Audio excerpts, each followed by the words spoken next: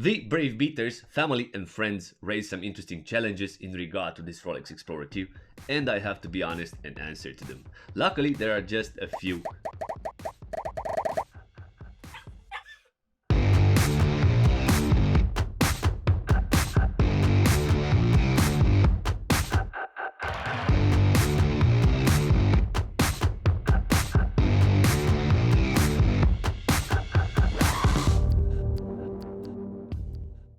Yeah, quite a few challenges, but let's take them one by one. Andre was asking, what would you like to change in regard to its dimensions and design? What would be a low-tier alternative or homage for this piece? When this watch was offered to me, I was 100% I want it. But when I've seen it in flesh for the first time, I wasn't sure that I would love it. I felt it wide and balanced. The Explorer II is the type of the watch that you don't get the chance to love it. It makes you fall in love with it and accept it the way it is. This was the only watch that literally broke my beliefs of what beautiful represents in terms of watches, and I probably won't know what would I change about it. I mean, this model was launched 11 years ago. 11 years where Rolex had the chance to rework it and make it an awesome model for the enthusiasts. Where in exchange, in March, when they unveiled the new model, they only changed some subtle details, leaving the watch as it is. And this, in my view, says a lot about this model and the way the Crown brand wants to keep it. In 11 years, the Submariner was changed, but apparently the Explorer II was too good to be improved. And for a similar construction that can emulate the experience of the Explorer II, honestly, I am not sure. I mean, there are Steinhardt, they have a vintage version of the Explorer II, but in this case, the spirit of it is totally different. The only solution that has history and pedigree, I find the Glycine Airman. But wait, hold on, there is another model, the Christopher Ward C63 Cylinder GMT. For some reason, this model surprised very well the character of the Polar Explorer II. Mr. Panaristiman, Bruce was saying that design it's all bright so gives the watch a rugged look. Rugged. Dimensions is perfect, size 42mm, complications, GMT2 time zones. What he will change, to war resistance, he will increase it from 100 to 200 meters. Also he will add luminosity to the numbers on the bezel for better legibility at night. Firstly, in terms of tooling, I fully agree with you, Bruce. I named it the G-Shock of Rolex because the body offers some interesting angles that cannot be attacked so easily. As an example is the raised crystal that basically protects the center of the bezel and has indeed a specific tool aspect. A thing that I cannot say about the Explorer 1. It is an Explorer but a dressy one. As for the war resistance, how should I put it? When a brand like Rolex ensures me that this watch has 100 meters war resistance, I am fully confident that I can put this watch in any circumstances, hypothetically speaking, even diving with it to greater depths than 100 meters. And I think this watch will hold. After all, the watch has nearly the same construction as the Submariner, maybe with lesser gaskets. I feel like they wanted to create this genre, a land watch made for adventure that does not need to be advertised as having diverse capabilities. I mean, it makes a lot of sense, as well on the GMT Master 2. So Andros has a natural curiosity in my view. Is it worth the money according to you? Do you have any special joy wearing it, or it's similar to the experience of wearing a more affordable brand like Cetina? How often do you use the GMT function or the rotating bezel? It's fixed, it doesn't rotate. And I would have loved to play with the bezel, sadly the bezel it's fixed. The initial purpose of the Explorer II from the 70s has the GMT function only to indicate AM or PM.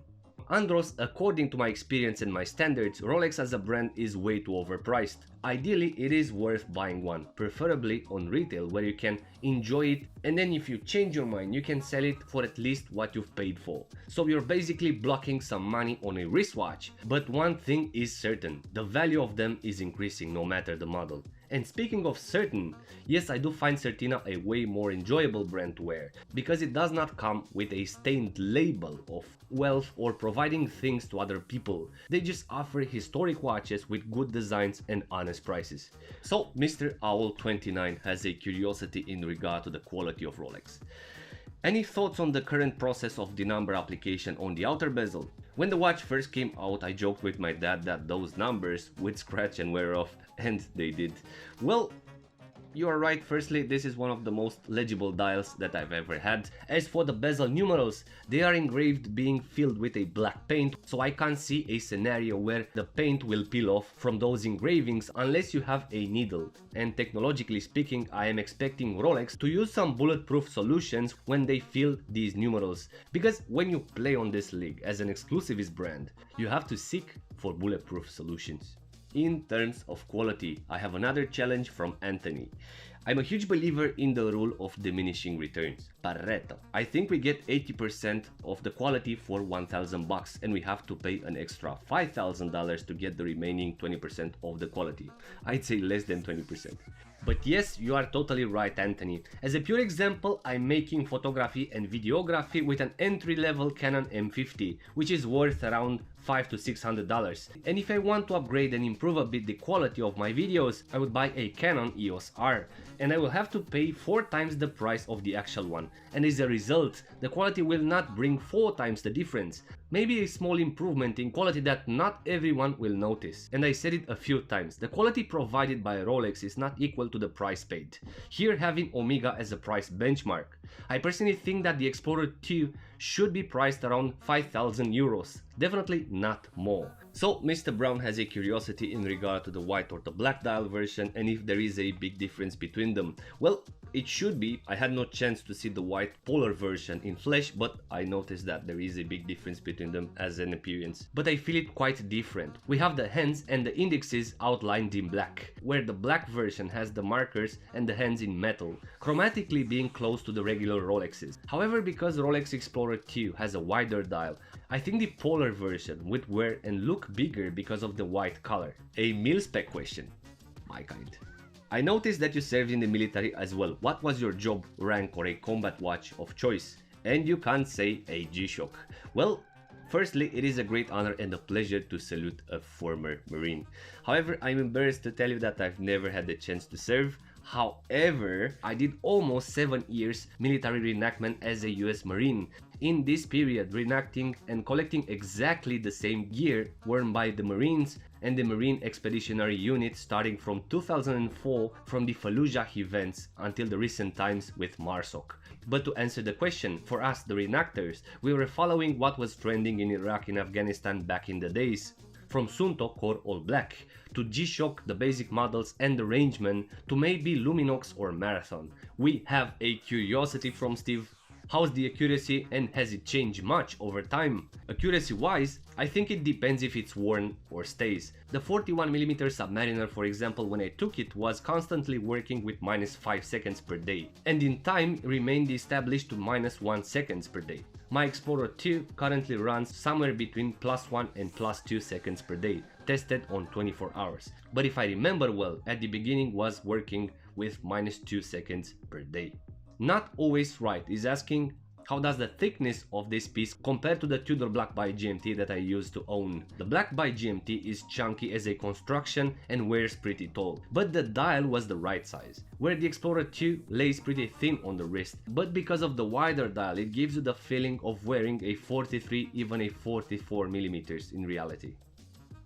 So Stefan here has quite a few challenges. Didn't those way too big indexes bother you more and more every day? Didn't the silly Mercedes look in our hand look more ridiculous every day? Did it feel unbalanced on the wrist? Could you ever adjust the strap to a comfortable level? Didn't the overall lack of symmetry bother you? The power reserve, the accuracy, love your videos.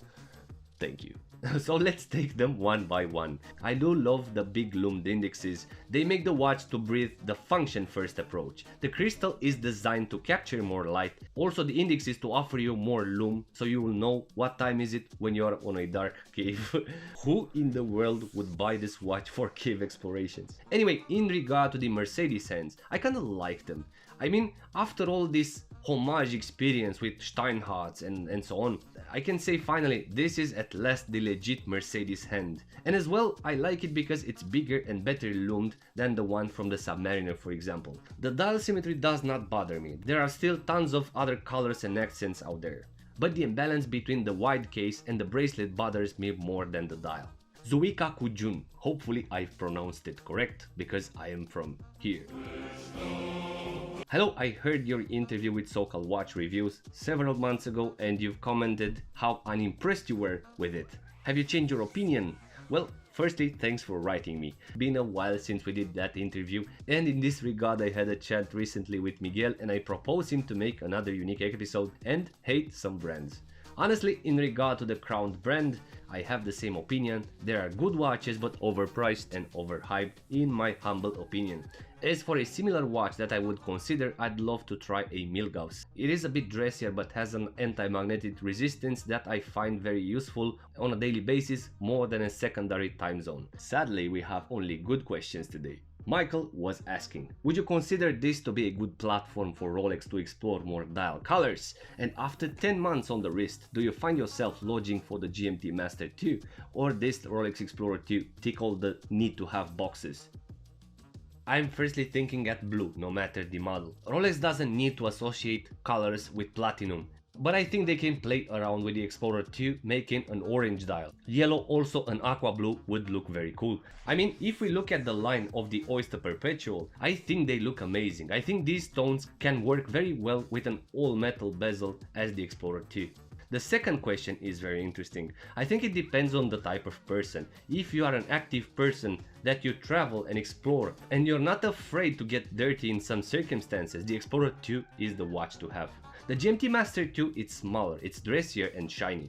It is a modernized old school design that prefers to sit on a wrist of a person that, well, it's more business oriented, that cares more about his label and style. So the Explorer 2, in my case, it's a more appropriate solution for my lifestyle. A cool question in regard to the strap. Very good strap on a perfect watch, probably is not original. Well, this is a cool sailcloth strap from Artem. Their straps work very well with Rolexes, they are practical, good looking and elegant in the same time. Gabs87 has two questions here. Is it waterproof and how does it compare to the Rolex GMT Master 2? Well Gabs, it better be waterproof, otherwise I'll make a drama video and say, look what this Rolex offers for 8 grand. Non-waterproof cases. As for the Master 2, I haven't got the chance to see the latest model with a Jubilee. I think it is a killer watch sized at 40mm. To make an analogy, I would say that the GMT Master 2 is some sort of a Range Rover Evoque. Everything shiny, chromed details and so on, where the Explorer 2 feels like a Land Rover Discovery, a tool car with rubber bumpers. Ben is asking, what do you think about both the 6-digit Explorer 2 in terms of long-term value? Cheers. Well, I think everything that Rolex sells is and will be considered a future investment. I was looking recently at Chrono24 when the 6-digit Explorer 2 was launched. It was priced around $6,700. After 10 years, it ended up being $10,000. And in the last 8 months, the price increased, ending up around $13,663. It basically doubled the price from the launch. And I am expecting that in the next 2 years, if no major financial crisis occur, to jump above $15,000. So Peter is emotionally testing me. This watch or the Doxa ZRC Certina and Zodiac all together? I learned a lot from these brands where Rolex taught me to be, well, stupid. So Razvan is asking how long it took you to get used with the Cyclops. Cyclops is life. Cyclops is the secondary logo of Rolex, Razvan. When you will see a Cyclops on a dressy person, you will know what it is. But if you'll see a no date, you might think that someone modded an SKX. So whether we like it or not, it has to be there to tell us I am Rolex, because sometimes the crowned logo it's not that visible. So Leo went straight to the essence. The only question I would have is probably the only one that matters. Are you still in love with the watch, and does it sit on the box or more on your wrist? In essence, I was never in love with the watch. It took me a while to get used to it. In time I learned to appreciate it, but honestly the Explorer 2 prefers to stay more with the box rather than with my wrist. Sometimes I sleep with it or strap it when I'm grabbing a coffee. However, when I attend to a more formal event, usually I tend to wear something more creative and not the Rolly. So yes, it does not receive too much wrist time from my side, but I am fully aware that I will regret if I will sell it. Imad has an interesting challenge here. Would you buy this watch under any brand name? Well, I like the watch profile because it has history behind and because it's specifically made for cave explorations. That's hilarious, but I think it can be used by gynecologists. But I will be honest with you, I bought the brand first and then the watch. I can't imagine what would have happened if this one was made by Omega. Mr. Coling said that at the first glance I thought it was a Glycine Airman.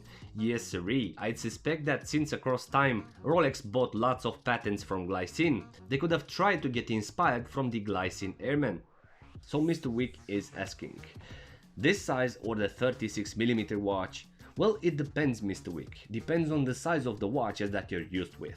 The 42mm wears bigger than that, but I usually wear watches from 41 to 44mm.